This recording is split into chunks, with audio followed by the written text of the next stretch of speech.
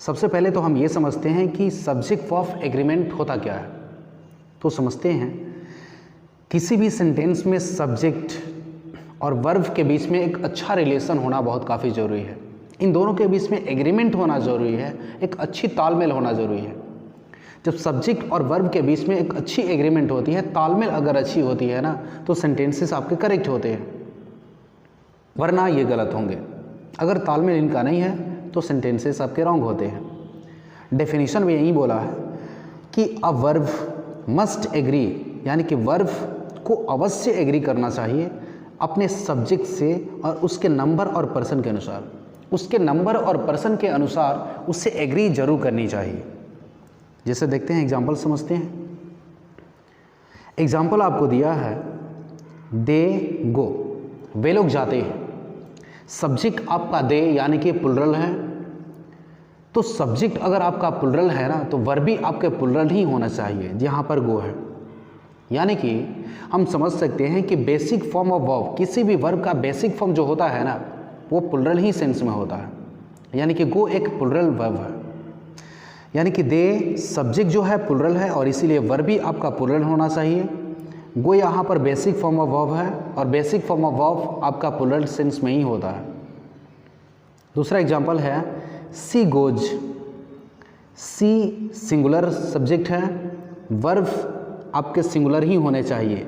इस वर्ब में एस और एस लगाकर हम सिंगुलर बनाते हैं और इसीलिए सिंगुलर सब्जेक्ट के साथ में सिंगुलर वर्ब का कॉम्बिनेशन सही है। एक चीज़ फिर से मैं रिपीट कर दूं, सब्जेक्ट ऑफ एग्रीमेंट में ना सब्जेक्ट और वर्ब के बीच में एक अच्छी तालमेल हम देखते हैं, उसके बीच में रिलेशन को देखते हैं, उसके बीच में एग्रीमेंट को हम देखते हैं। और इसमें सबसे फैंटास्टिक रूल तो यही है कि अगर आपका सब्जेक्ट जो होता है ना, सब्जेक्ट, अगर सब्जेक्ट आपका सिंगुलर है तो वर्ब भी आपका सिंगुलर ही होने चाहिए। मतलब अगर सब्जेक्ट आपका प्लुरल है तो वर्ब भी आपके प्लुरल ही होने चाहिए। इसके कहने का मतलब क्या है, हम समझ सकते हैं। एक और एग्जांपल से समझने का प्रयास हम करते हैं। जैसा कि यहाँ पर आपको सामने दिखाया गया है कि जब भी कभी हम देखें किसी भी नाउन में ना एस और एस लगाकर हम प्लुरल बनाते हैं, लेकिन किसी वर्ब में एस एस जब लगाते हैं ना, वो सिंगुलर बन जाता है। अब एक एग्जांपल से समझने का प्रयास हम करते हैं। राम रीड्स, राम पढ़ता है। यहाँ पर राम जो है ना, ये सिंगुलर सब्जेक्ट है और सिंगुलर सब्जेक्ट के साथ में हम सिंगुलर वर्ब का ही यूज करेंगे। हम राम के साथ में रीड का प्रयोग हुआ है और read basic form of verb है और इसी में एस और एस लगाकर हमने सिंगुलर बना दिया है। यानी कि सिंगुलर सब्जेक्ट था राम, यानी कि एक व्यक्ति था, इसीलिए इसको सिंगुलर बनाना जरूरी था। रीड में एस लगाकर हमने सिंगुलर बना दिया, यानी कि राम रीड्स, राम पढ़ता है। ये सेंटेंस सही है। दूसरा एग्जाम्पल है कि राम एंड श्याम, ये दो व्यक्ति मिलकर प्लुरल सब्जेक्ट को बना दिए। तो सब्जेक्ट अगर प्लुरल है तो वर्ब भी आपके प्लुरल होने चाहिए, यानी कि रीड। जैसा कि पहले आपको बताया जा चुका है कि अगर बेसिक फॉर्म ऑफ वर्ब है तो वो प्लुरल सेंस में है, यानी कि रीड यहाँ पर प्लुरल है। सेंटेंस आपका सही है। ओवरऑल हम ये समझते हैं कि सब्जेक्ट वर्ब एग्रीमेंट का फंडा तो ये होता है कि सब्जेक्ट और वर्ब के बीच में अच्छे तालमेल होना, रिलेशन अच्छा होना, एग्रीमेंट होना। और इसका मेन फंडा ये है कि सब्जेक्ट अगर सिंगुलर है तो वर्ब भी सिंगुलर होंगे, सब्जेक्ट अगर प्लुरल है तो वर्ब भी आपके प्लुरल ही होंगे। अब देखिए, इसके हम स्पेसिफिक यूजेस को हम देखने का प्रयास करते हैं। देखिए, इसमें दिया है स्पेसिफिक यूजेस, यानी कि डिटेल्स, इसका प्रयोग हम देख रहे हैं हम। अब रूल नंबर 1 है यहाँ पर, इसको ध्यान से समझिएगा कि व्हेन 2 और more singular subjects joins with and. देखिए, अगर 2 या 2 से अधिक सिंगुलर सब्जेक्ट अगर एंड से जुड़े हुए होते हैं तो वर्ब आपके प्लुरल होते हैं। इसके कहने का मतलब क्या है, एग्जाम्पल को देखते हैं। तेंदुलकर, जो कि हमारे बहुत काफ़ी अच्छे क्रिकेटर हैं, जिसे गॉड ऑफ क्रिकेट का भी उपाधि मिला है। तेंदुलकर एक सिंगुलर सब्जेक्ट है। MS धोनी, ये भी एक सिंगुलर सब्जेक्ट है। अगर ये 2 सिंगुलर सब्जेक्ट अगर ये एंड से जुड़े हैं ना, तो नियम के अकॉर्डिंग अगर 2 सिंगुलर सब्जेक्ट अगर एंड से जुड़े हुए होते हैं तो वर्ब आपके प्लुरल ही होते हैं। यहाँ पर हमने आर का यूज़ किया है। मतलब Tendulkar and Dhoni are great batsman, यहाँ पर मैन होना चाहिए था। मतलब एक और एग्जाम्पल समझते हैं, Vijay and Raman, Vijay singular subject, Raman singular subject, इन दोनों को जोड़ा है एंड।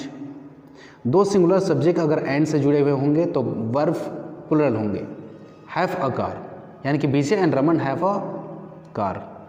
मतलब ये सिंपल है, बहुत समझना आसान है कि अगर दो या दो से अधिक कोई सब्जेक्ट, सिंगुलर सब्जेक्ट अगर एंड से जुड़ जाते हैं तो वर्ब आपके प्लुरल ही होते हैं। चलिए अगला रूल क्या है, अब रूल नंबर 2 हम समझते हैं। तो बोला है कि अगर दो सिंगुलर नाउन्स, मतलब if two singular nouns preceded by the, फिर से मैं रिपीट करूँगा, एग्जाम्पल को भी हम लेके चल रहे हैं। अगर दो सिंगुलर नाउन दोनों के पहले द का प्रयोग अगर हुआ है, जैसे पोएट एक नाउन है, सिंगुलर नाउन, क्रिटिक मतलब आलोचक, ये भी एक सिंगुलर नाउन है। ये दो सिंगुलर नाउन और इन दोनों के पहले अगर द का प्रयोग अगर हुआ है तो देखिए दोनों के पहले द का प्रयोग हुआ है यहाँ पर। और यह है कि दो सिंगुलर नाउन अगर दोनों के पहले द का यूज हुआ है और ये दोनों एंड से जुड़े हुए हैं, तो हाँ एंड से भी जुड़े हैं, तो डिनोट्स टू पर्सन्स और थिंग्स, तो दो व्यक्ति या दो वस्तु का बोध कराते हैं।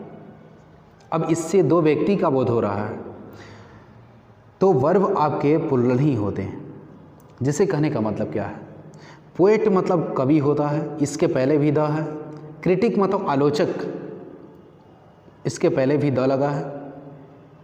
और जब दो सिंगुलर नाउन दोनों के पहले द लगा है और दोनों एंड से जुड़े हैं ना, तो इससे दो व्यक्ति का बोध हो रहा है, यानी कि पोएट कवि अलग है और क्रिटिक अलग हैं, आलोचक अलग हैं, इससे दो व्यक्ति हैं। अगर दो व्यक्ति का बोध हुआ है ना तो वर्ब आपका प्लुरल ही होगा, यानी कि आर होगा।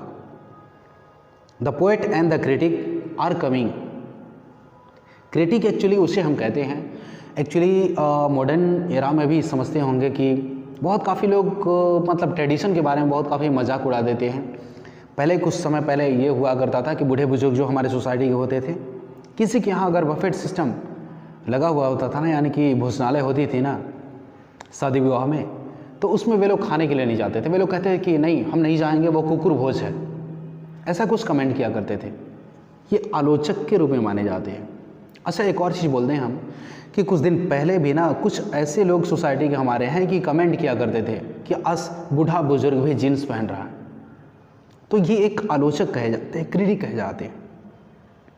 ठीक है, एक दूसरा एग्जाम्पल हम समझते हैं, the principal and the director. इसको थोड़ा देख रहे हैं, principal and the director are there, यहाँ पर वर्ब आपका प्लुरल है। क्यों है समझते हैं। प्रिंसिपल आपके सिंगुलर नाउन है, डायरेक्टर आपके सिंगुलर नाउन है, इन दोनों के पहले द का प्रयोग हुआ है और दोनों नाउन के पहले अगर द आएगा ना तो इससे दो व्यक्ति का बोध होता है, दोनों एंड से जुड़े हुए हैं और इसीलिए यहाँ पर वर्ब आपका प्लुरल आर हुआ है। लेकिन इसी में एक एक्सेप्शन भी है, एक्सेप्शनल रूल भी है। इसको समझते हैं एक्सेप्शनल रूल कह क्या रहा है। देखिए, लेकिन if first noun only preceded by the denotes single person और थिंग। मतलब क्या है, जब यहाँ पर भी देखिए प्रिंसिपल एक नाउन है, डायरेक्टर एक नाउन है, ये दोनों एंड से जुड़े हुए हैं, लेकिन अंतर क्या है कि दो नाउन है, दोनों नाउन सिंगुलर नाउन एंड से जुड़े हैं, लेकिन सिर्फ एक ही नाउन के पहले द का प्रयोग हुआ है और इसीलिए सिर्फ एक व्यक्ति का प्रयोग मतलब बोध हुआ है।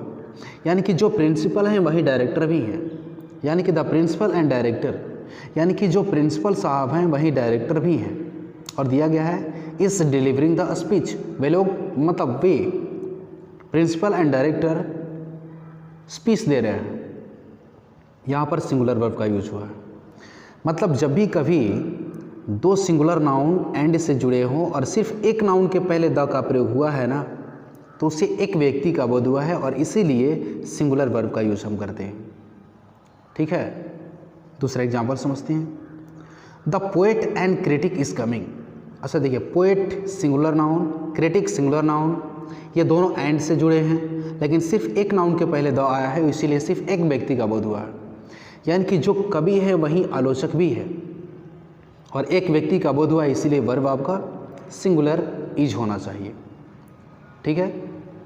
नेक्स्ट अगला रूल हम देखते हैं, रूल नंबर 3। देखिए रूल नंबर 3 क्या बोला है। बोला है कि if two numbers joints with and, अगर दो संख्या अगर एंड से जुड़ी हुई होती है ना, तो हमेशा सिंगुलर वर्ब का ही यूज करते हैं। जैसे 5 एंड 5 इज़ 10, 5 और 5 10 होते हैं। 5 नंबर है, 5 नंबर है, इन दोनों का एंड जोड़ा, इसीलिए सिंगुलर वर्ब। 10 एंड 10 दो संख्या एंड से जुड़ा है और इसीलिए सिंगुलर वर्ब मेक्स। जैसा कि हमें पता है कि मेन वर्ब में अगर हम एस लगाते हैं तो सिंगुलर वर्ब बन जाता है। नॉर्मल है, सिंपल है। आगे देखते हैं रूल नंबर 4, बहुत काफ़ी इंपॉर्टेंट है, इसको थोड़ा समझने का प्रयास कीजिएगा। देखिए when singular subject and plural subject joints with either or, neither nor और, वन समझिएगा, जब कोई सिंगुलर सब्जेक्ट किसी प्लूरल सब्जेक्ट के साथ जुड़ता है आइदर और से, नाइदर नॉर से या और से, तो वर्ब हमेशा प्लूरल ही होता है। जैसे either Rajni or her sisters, यानी कि रजनी सिंगुलर सब्जेक्ट है, हर सिस्टर्स प्लूरल सब्जेक्ट है, और ये दोनों सब्जेक्ट आइदर और से जुड़े हैं। जब एक सिंगुलर सब्जेक्ट दूसरा प्लूरल सब्जेक्ट आइदर और से जुड़े हुए होंगे ना, तो वर्ब हमेशा प्लूरल ही होना चाहिए। यानी कि either Rajni or her sisters are going to college, Rajni या तो उसकी बहनें कॉलेज आ रही। और इतना ध्यान रखिएगा, ब्रैकेट में यहाँ पर बोला है, यहाँ पर ध्यान से समझिएगा तो, कि plural subject is put near the verb. जो प्लूरल सब्जेक्ट होता है ना, वर्ब के नज़दीक में हम रखते हैं। तो यहाँ पर हर सिस्टर्स वर्ब के नज़दीक में है।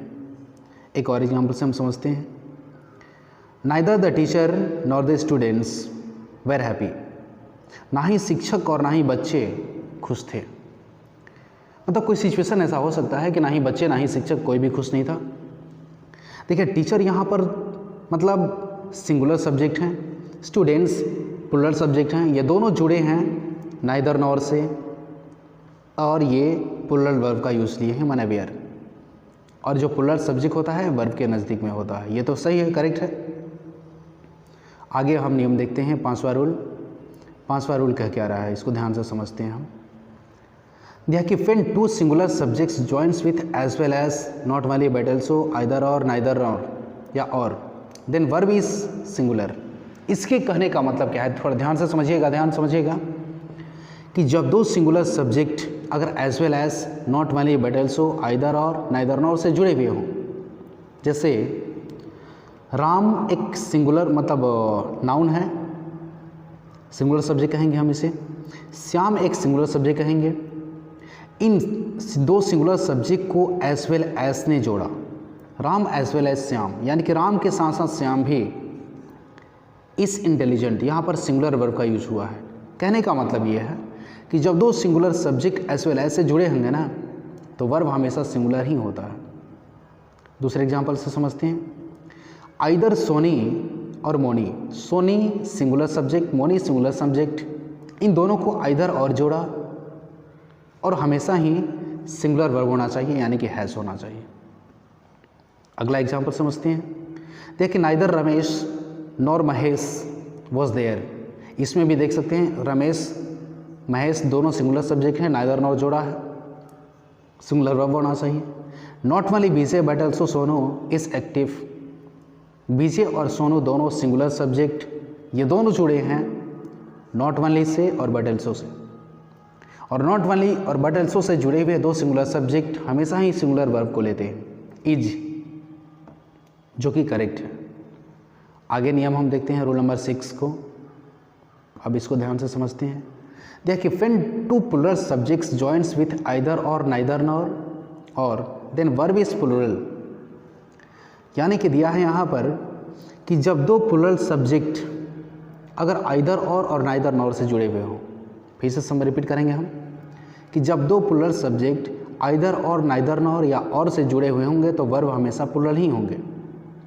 यानी कि neither the boys or nor the girls were satisfied, मतलब बॉयज़ यहाँ पर प्लूरल, जैसे बॉयज़ भी प्लूरल सब्जेक्ट हैं, गर्ल्स भी प्लूरल सब्जेक्ट हैं, ये दोनों प्लूरल सब्जेक्ट्स नाइदर और नॉर से जुड़े हैं। और जब दो प्लूरल सब्जेक्ट्स और नाइदर नॉर से जुड़े हुए होंगे तो वर्ब हमेशा प्लूरल ही होंगे। जैसे वेयर है,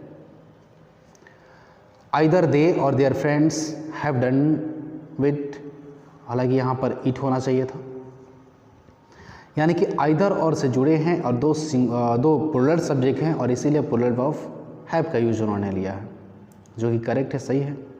हालांकि वैसे देखिए इस रूल्स को पढ़ने के बाद में ना एक गूगल फॉर्म्स पे एक टेस्ट हो सकता है और उस टेस्ट को ज़रूर आप मतलब ये कीजिएगा, जो टेस्ट आपको कंडक्ट किया जाएगा।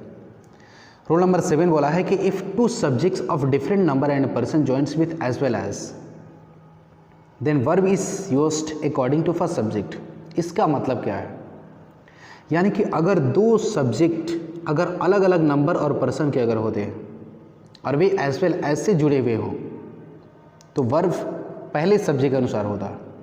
कहने का मतलब क्या है, he as well as his friends is going there, मतलब ही एक सिंगुलर नाउन है, मतलब सिंगुलर नंबर है, हिज फ्रेंड्स प्लूरल नंबर है।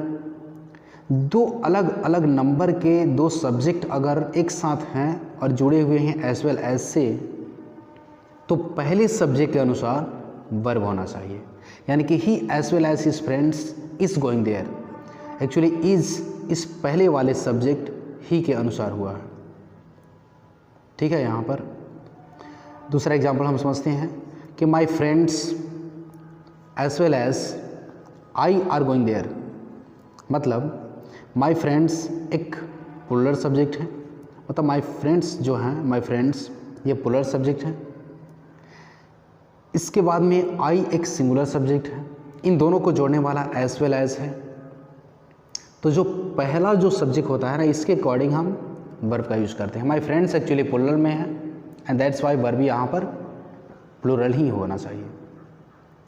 आगे हम नियम देखते हैं, रूल नंबर 8 को समझते हैं। रूल नंबर 8 क्या कह रहा है, words like many, both, several, some, a few, a large number of always takes plural noun with plural verb. इन many, both, several, some, few जो भी है ना, इनके साथ में नाउन और वर्ब दोनों ही प्लूरल होते हैं। जैसे मैनी गर्ल्स, मैनी के बाद में नाउन भी आपका प्लूरल है तो वर्ब भी आपके प्लूरल ही होंगे। Are there, many girls are there. यह कि both the boys are tall, इस बोथ के बाद में नाउन भी आपका प्लूरल है, वर्ब भी आपके प्लूरल है, both the boys are tall. अगला दिया है कि several students have done it, several के बाद में नाउन आपका प्लूरल स्टूडेंट्स, वर्ब भी आपके plural have, several students have done it, चूँकि इसका अर्थ ही बहुत के अर्थ में होता है। अगला दिया है कि a large number of boys are participating in it, यानी कि बहुत सारे बच्चे आर पार्टिसिपेट कर रहे हैं इसमें। अ लार्ज नंबर ऑफ के बाद में नाउन भी आपका प्लूरल है और वर्ब भी आपका प्लूरल ही है। आगे नियम देखते हैं, रूल नंबर 9। रूल नंबर 9 आपका बोला है कि the number of with plural noun takes singular verb. अब देखिए बहुत काफ़ी इसमें एक कंट्राडिक्टरी एक स्टेटमेंट दिया गया है इसमें।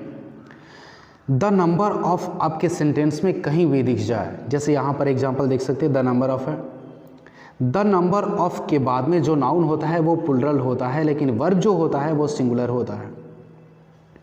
द नंबर ऑफ के बाद में नाउन जो है ये प्लूरल है, द नंबर ऑफ स्टूडेंट्स, लेकिन वर्ब आपका सिंगुलर होता है। इसका क्यों? The number of students is increasing, इसका अर्थ हुआ है कि लड़कों की संख्या, स्टूडेंट्स की संख्या बढ़ रही है। द नंबर ऑफ का अर्थ होता है संख्या अर्थ में, संख्या के अर्थ में। द नंबर ऑफ स्टूडेंट्स यानी कि छात्रों की संख्या बढ़ रही है, इसके सेंस में हम इसका प्रयोग करते हैं। लेकिन अ नंबर ऑफ के बाद में प्लूरल नाउन आएगा और प्लूरल वर्ब भी होगा।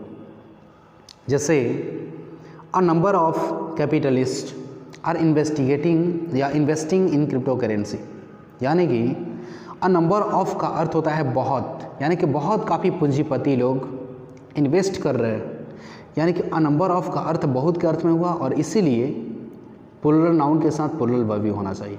यानी कि बहुत काफ़ी पूंजीपति इन्वेस्ट कर रहे हैं क्रिप्टो करेंसी। समझ सकते हैं आपके स्क्रीन पे जो दिखाई दे रहा है अभी कि everyone, each one, someone, anybody, no one, either, neither, nobody, no takes singular verb. इन सब के साथ में सिंगुलर वर्ब का यूज होता है। जैसे everyone is ready to break through, हर कोई रेडी है, हर कोई तैयार है ब्रेक थ्रू करने के लिए, बहुत काफ़ी उन्नति करने के लिए हर किसी की चाहत है। समबडी वॉज देयर, मतलब कोई तैयार था। समवन वॉज देयर, कोई वहाँ पर था। अगर दिया है अगला कि nobody is interested in such A talk, मतलब कोई भी इंटरेस्टेड नहीं है इस तरीके के टॉक पे, इस तरीके के बातचीत में। इसके आगे वाले वीडियोस में हम आगे मतलब रूल को हम देखते हैं। और एक चीज़ समझिएगा, इस टॉपिक को पढ़ने के बाद में ना आपका टेस्ट होगा, 20-20 में टेस्ट जो होगा गूगल फॉर्म्स के रूप में ऑनलाइन होगा। सिर्फ टिक लगाना होगा आपको, उस टेस्ट को ज़रूर आप कीजिएगा अटेंड। रूल नंबर 11 आपका कह रहा है कि words like much, a little, all, some, most, a lot of, if followed by uncountable noun then always takes singular verb. इसका मतलब क्या है थोड़ा समझने का प्रयास हम करते हैं। रूल नंबर 11 में जो दिया है कुछ वर्ड्स जैसे मच है, अ लिटिल है, ऑल है, सम, मोस्ट, अ लॉट ऑफ, अगर इनके बाद में अगर कोई अनकाउंटेबल नाउन अगर आता है, ध्यान समझेंगे, अगर अनकाउंटेबल नाउन अगर आता है तो वर्ब हमेशा सिंगुलर ही होता है। जैसे हम समझते हैं यह कि a little knowledge is a dangerous thing. इसमें जो वर्ड आपका आया है ना वो वर्ड है आपका अ लिटिल। इसमें देख सकते हैं वर्ड जो है आपका अ लिटिल। अ लिटिल के बाद में जो आया है नॉलेज जो कि अनकाउंटेबल नाउन है, और जब अ लिटिल के बाद में अगर कोई अनकाउंटेबल नाउन आएगा ना तो वर्ब हमेशा सिंगुलर ही होना चाहिए। यहाँ पर इस लगा है, यानी कि a little knowledge is a dangerous thing. छोटी सी जानकारी बहुत काफ़ी खतरनाक होती है। अगला नियम हम देखते हैं, अगला जो एग्जाम्पल देखते हैं। अ lot of milk is sold, जो दिया है अ लॉट ऑफ, इसके बाद में अनकाउंटेबल नाउन आपका है मिल्क, और इसीलिए वर्ब आपका सिंगुलर है is. A lot of milk is sold. Next दूसरा हम देखते हैं, दिया कि much courage is required to do it, मतलब मच के बाद में आने वाला जो नाउन है करेज, जिसका अर्थ होता है साहस, हिम्मत। किसी भी काम को करने के लिए साहस यानी कि हिम्मत होने की ज़रूरत है। मच के बाद में अनकाउंटेबल नाउन यानी कि करेज है, एंड दैट्स वाई इसके बाद में आने वाला वर्ब हमेशा सिंगुलर ही होता है। अगला एग्जाम्पल है all the money is spent. इस ऑल के बाद में मनी जो है वो भी अनकाउंटेबल नाउन की तरह है, एंड दैट्स वाई यहाँ पर सिंगुलर वर्ब ही अच्छा है यानी कि अप्रोप्रिएट है। नियम में कहने का मतलब ये है कि अगर इन वर्ड्स के बाद में अगर कोई अनकाउंटेबल नाउन रहेगा तो वर्ब हमेशा सिंगुलर ही होता है। आगे हम देखते हैं रूल नंबर 12। रूल नंबर 12 की ओर हम देखते हैं। देखिए दिया है कि if singular subject joins with singular और plural subject with, together with, in accompany with, besides, and addition to, no less than, with, and not, then verb is always singular. इसके कहने का मतलब क्या है थोड़ा सा समझते हैं। देखिए रूल नंबर 12 में ये बोल रहा है कि अगर कोई भी सिंगुलर सब्जेक्ट अगर किसी प्लूरल सब्जेक्ट से या सिंगुलर सब्जेक्ट से अगर जुड़े, जैसे हम देख सकते हैं एग्जाम्पल में द पेन आपका सिंगुलर सब्जेक्ट है, इसके बाद में जो द पेंसिल आया है ये भी आपका सिंगुलर सब्जेक्ट है। यानी कि एक सिंगुलर सब्जेक्ट अगर दूसरे सिंगुलर सब्जेक्ट्स के साथ अगर जुड़ता है, और किन से जुड़ेगा, या तो टुगेदर विथ से, या तो accompany with, besides, in addition to, मतलब इन सारे वर्ड से। जैसे इसमें जो वर्ड आपका आया है वो है आपका बिसाइड्स, मतलब जब पेन है, पेन सिंगुलर सब्जेक्ट, पेंसिल दूसरा है सिंगुलर सब्जेक्ट, ये दोनों अगर जुड़े हैं बिसाइड्स से तो वर्ब हमेशा आपका सिंगुलर ही होता है, जो यहाँ पर देखा जा सकता है इसका प्रयोग हुआ है। एक बार फिर से समझने का प्रयास हम करते हैं। रूल नंबर 12 में यही बोला है कि अगर एक सिंगुलर सब्जेक्ट दूसरे सिंगुलर सब्जेक्ट के साथ अगर जुड़ते हैं और बिसाइड्स से अगर जुड़ेंगे तो वर्ब हमेशा सिंगुलर ही होगा। मतलब the pen besides pencil is missing, यानी कि पेन के अलावे पेंसिल भी गायब है। बिसाइड्स मतलब होता है के अलावे। दूसरा एग्जाम्पल देखिएगा, दिया है कि the boy with his friends, यानी कि बॉय अपने दोस्तों के साथ हैज़ कम, यानी कि लड़का अपने दोस्तों के साथ आया है। यानी कि जो बॉय है ना, इसके अकॉर्डिंग हमने वर्ब सिंगुलर यहाँ पर दिया है, जो कि अच्छा है।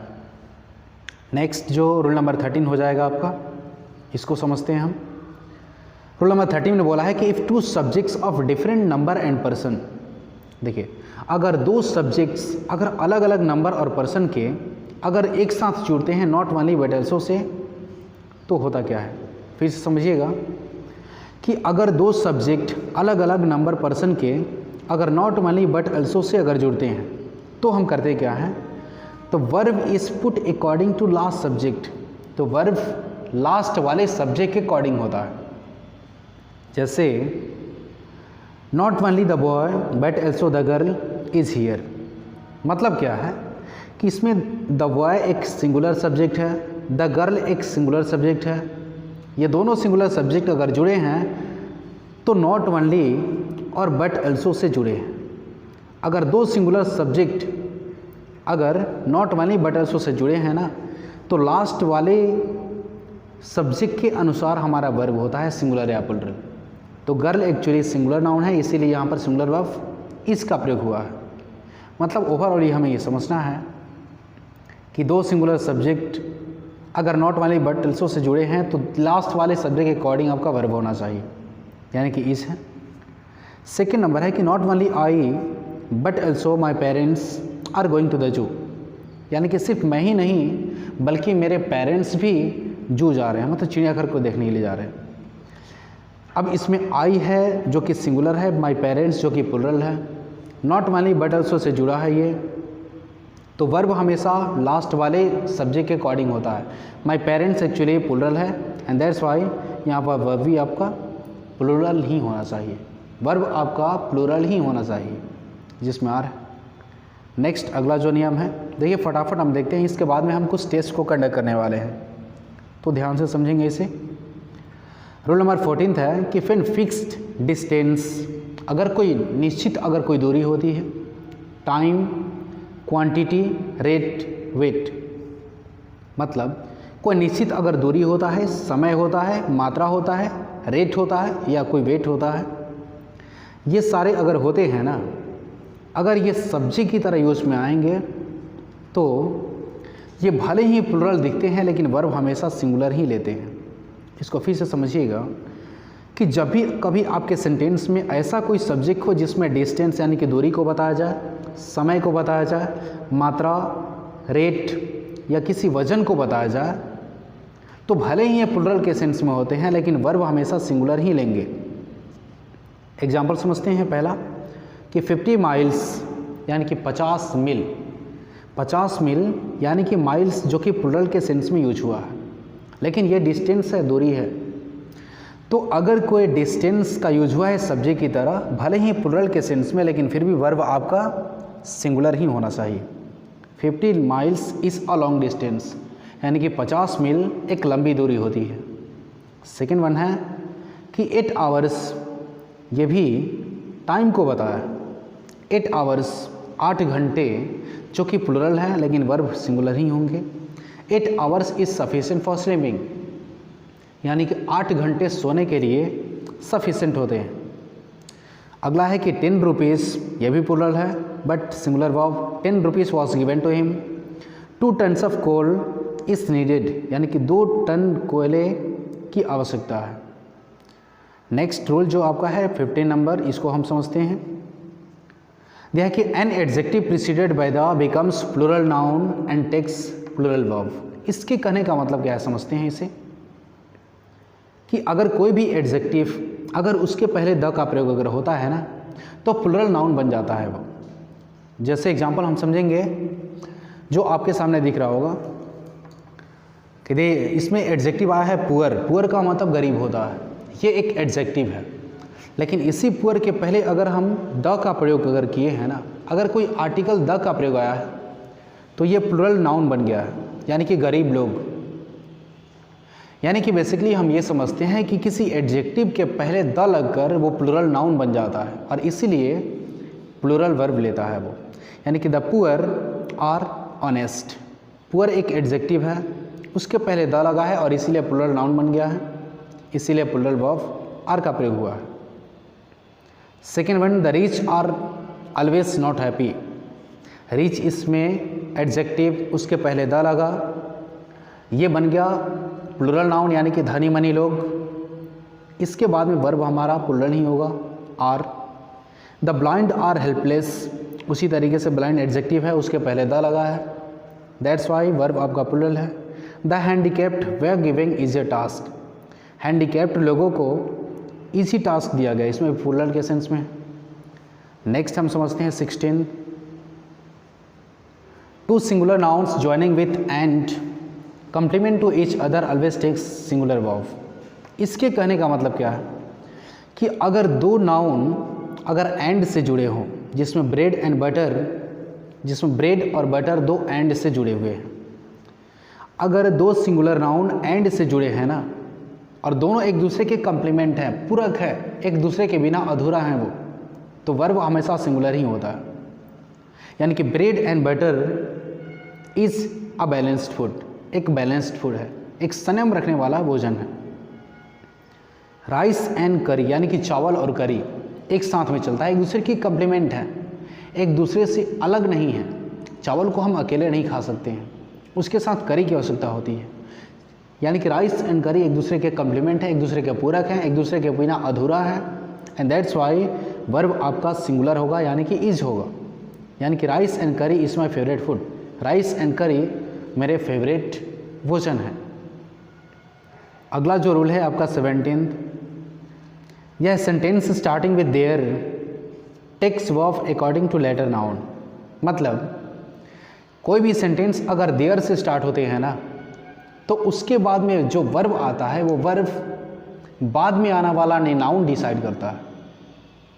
मतलब क्या है कि किसी भी सेंटेंस में जो अगर देयर से स्टार्ट हुआ है तो उस वाक्य में वर्ब सिंगुलर होगा या प्लूरल होगा, ये बात डिसाइड करता है लेटर नाउन यानी कि बाद में आने वाला नाउन।